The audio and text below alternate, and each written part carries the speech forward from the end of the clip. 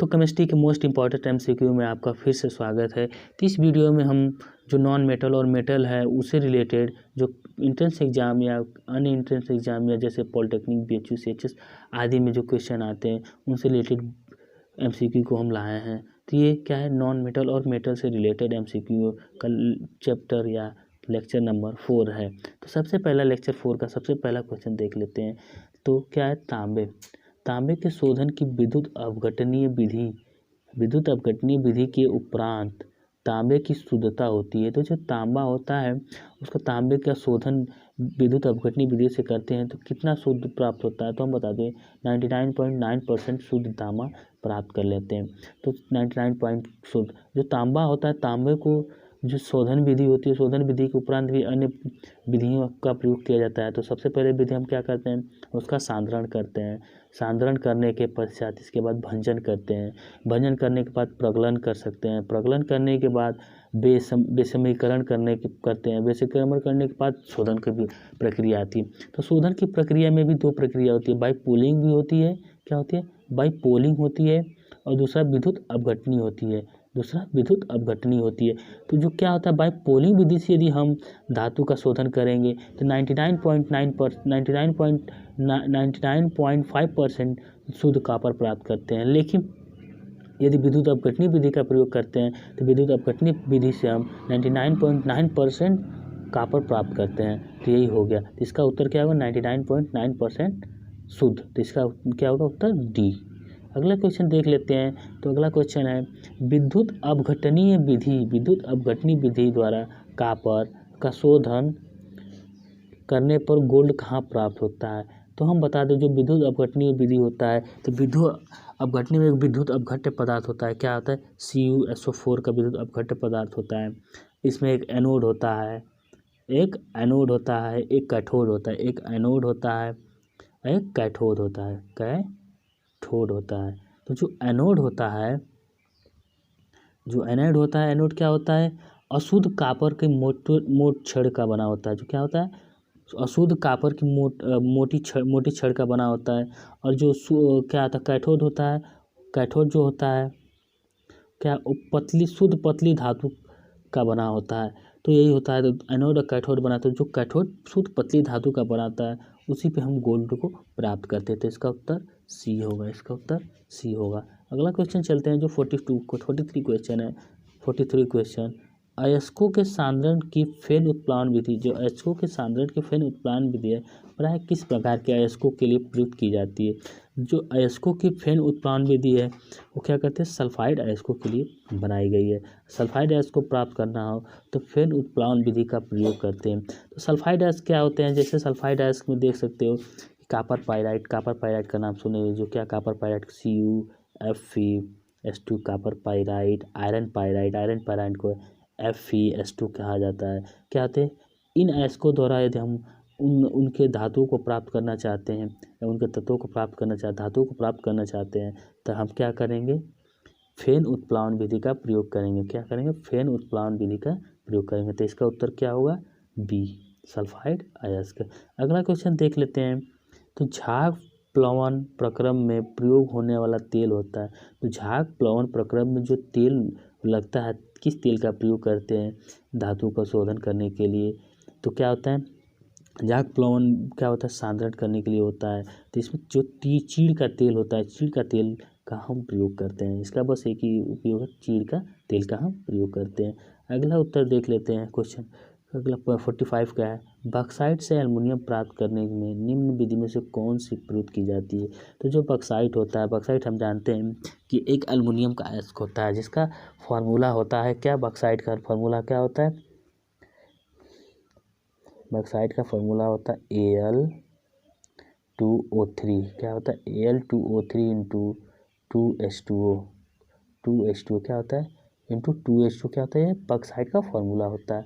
तो बॉक्साइट के अयस्क का फॉर्मूला होता है। तो बॉक्साइट के अयस्क में से हम क्या करते हैं, एल्युमिनियम को प्राप्त करने की निम्न विधि कौन सी होती है, विद्युत अपघटनी अपचयन विधि। क्या, विद्युत अपघटनी अपचयन विधि। जो विद्युत अपघटनी अपचयन विधि क्या होता है, यह ऑक्साइडों का अपचयन में से एक प्रक्रम है। क्या, विद्युत अपघटनी अपचयन प्रक्रिया द्वारा हम क्या कर सकते हैं, बॉक्साइट से एल्युमिनियम प्राप्त कर सकते हैं। कोक द्वारा अपचयन, ये भी क्या है, ये भी ऑक्साइडों का अपचयन है, लेकिन इससे कुछ अलग प्राप्त करते हैं, लेकिन इससे विद्युत अपघटनीय अपचयन द्वारा ही हम ऑक्साइड का एल्युमिनियम प्राप्त कर सकते हैं।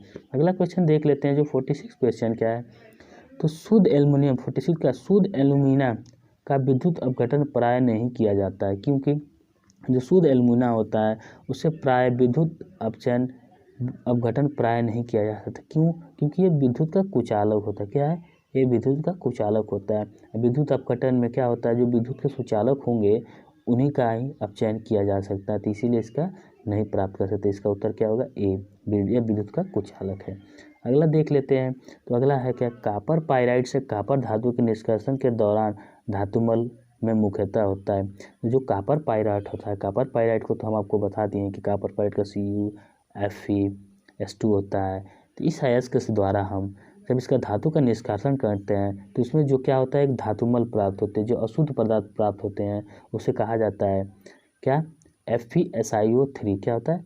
FeSiO3 को ही धातुमल के रूप में हम प्राप्त करते हैं। तो धातु, एक बात अब बता दें कि धातुमल क्या होता है, तो हम आपको बता दें धातुमल, तो धातुमल होता है जब अशुद्धि क्या होती है, जब किसी अयस्क में जो अशुद्धि होती है वह गालक से क्रिया करके, एक गालक से क्रिया करके गलनीय पदार्थ का निर्माण करते हैं। गालक से क्रिया करके गलनीय पदार्थ का निर्माण करती है, तो जो बनने वाला वो गलनीय पदार्थ है उसे ही हम धातुमल कहते हैं। तो धातुमल के रूप में क्या है, तो यही धातुमल बता दिए हैं कि FeCO क्या है, यही धातुमल है। तो क्या करता है, यह अशुद्धि रूप में होता है और गालक से क्रिया करके गलनीय पदार्थ का निर्माण कर लेता है। गालक से क्रिया करके गलनीय पदार्थ का निर्माण कर लेता है और यही गलनीय पदार्थ क्या होता है, FeSiO3 होता है। तो यही देख लेते हैं। अगला क्वेश्चन क्या है, निम्न में धातुमल का सूत्र है। तो जो धातुमल का सूत्र क्या है, CaSiO3। क्या है? CaSiO3। तो इसका उत्तर क्या होगा, निम्न में धातुमल का सूत्र क्या है, CaSiO3। तो इसका क्या होगा उत्तर? C। 48 का उत्तर C होगा। धातुमल के बारे में आपको हम बता चुके हैं। तो अगला देख लेते हैं। अगला क्वेश्चन क्या है, 49, हाल विधि में एल्युमिनियम धातु प्राप्त की जाती है। तो जो हाल विधि होती है उसमें एल्युमिनियम धातु प्राप्त की जाती है। तो हम बता दें, जो एल्युमिनियम धातु प्राप्त की जाती है तो क्या होता है, इसका उत्तर पिघले क्रायोलाइट में एल्युमिनियम के लौहों के विद्युत अपघटन से। क्या होता है, जो पिघला क्रायोलाइट होता है एल्युमिनियम के लौहों के विद्युत अपघटन से हम प्राप्त कर।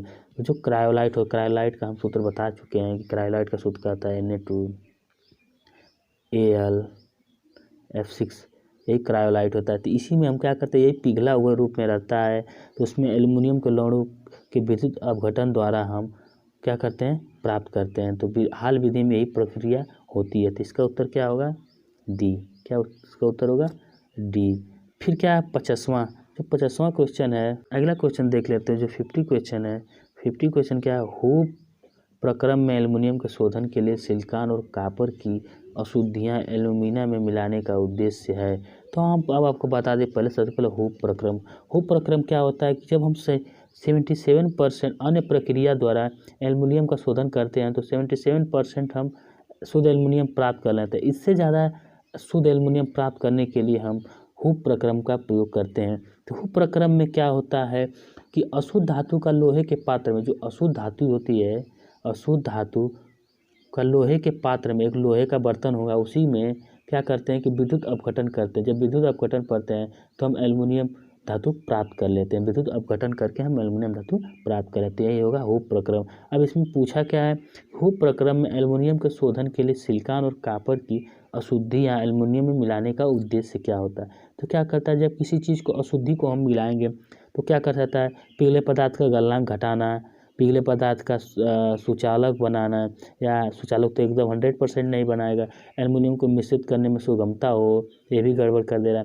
तो क्या है, इसका क्या होता है, उसका भार बढ़ाता है। पिघले पदार्थ का भार बढ़ाने के लिए, जो पिघला पदार्थ है यदि हम उसमें अशुद्धियाँ मिलाएंगे तो क्या करेगा, उसका भार बढ़ा देगा कि नहीं। यही उत्तर होगा इसका, पिघले पदार्थ का भार बढ़ाने की। तो उसका उत्तर होगा डी। अगला चलते हैं, अगला क्वेश्चन क्या है, तो अगला क्वेश्चन है पीतल, कांसा और जर्मन सिल्वर में उपस्थित धातु है।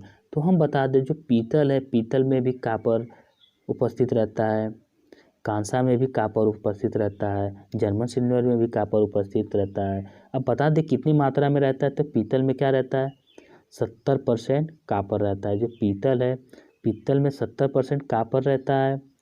और क्या कहा जाता है, जर्मन कांसा में बता दें तो 88% कॉपर उपस्थित रहता है। और जो जर्मन सिल्वर है, जर्मन सिल्वर में क्या करते हैं, 60% लगभग 60% कॉपर उपस्थित रहता है। तो क्या है, इन तीनों में कौन सा सब धातु उपस्थित रहता है, कॉपर। तो इसका उत्तर सी होगा। अगला क्वेश्चन चलते हैं। तो जर्मन सिल्वर में है, तो जर्मन सिल्वर में क्या होता है, तो हम जानते हैं कॉपर 100% रहेगा। तो क्या इसमें तो कॉपर है नहीं थी, तो पहले ही कैंसिल हो गया।